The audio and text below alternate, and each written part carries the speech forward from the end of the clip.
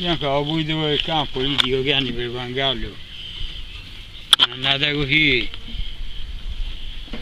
io non l'ho mai vista, e se immagino che avevano già vangato tutti i campi, patate, formentoni e fagioli e tutto, che c'avevano da mangiarlo. Quando io piano se n'è andata così, e allora se c'avevano quella seminata, si mangiava, è andata come quest'anno, riusciva già in 5 mesi,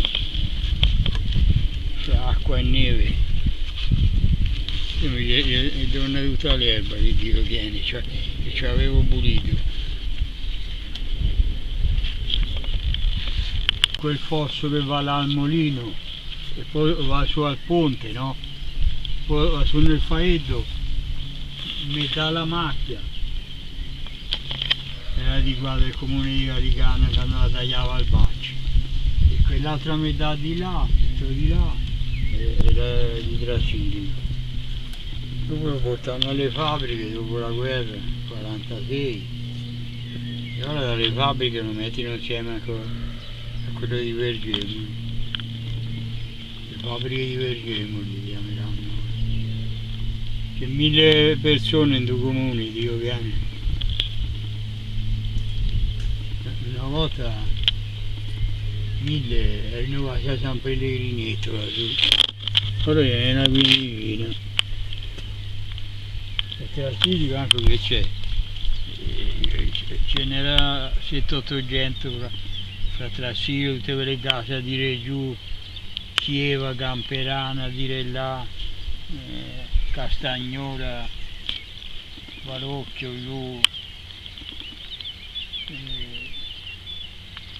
Arcosola giù, Camperana e poi di là, come si chiama, io piani di adesso. Sì, c'era ancora una panigaglia tra Siri. Dio cane, lì quello dell'Anna, la sugia di Dio cane. E poi io cane, il corso di sotto e quello di sopra. Brasilico, Dio cane, Brasilico ce n'era su quante la gente. C'erano da tutte le parti. E a Verni. In 50 anni di Don Cinquini erano 200. Ora ci hanno neanche 100. Tanto dal colletto andare sulla foce ce n'era 100 lì delle persone. C'era gente che venivano il monte della penna.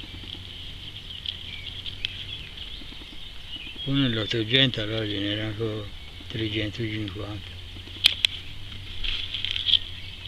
Dopo cominciano a scappare, andare in Argentina,